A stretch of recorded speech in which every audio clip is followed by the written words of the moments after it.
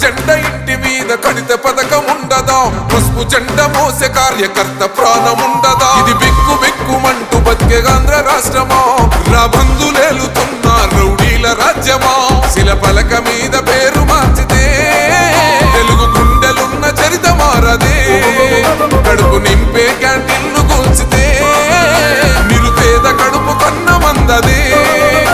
దౌర్జన్యమైన ఈ పాలన ఓర్చుకొని ఓర్చుకొని కట్టలనే తెంచుకొని చూసుకొని దూసుకొని గర్జించి దూకినడు ఓహో చూలు విప్పి దూకినది ఎల్లో సింహమో. దడుసుకొని ఉరుకుతది రౌడీ సంఘమో.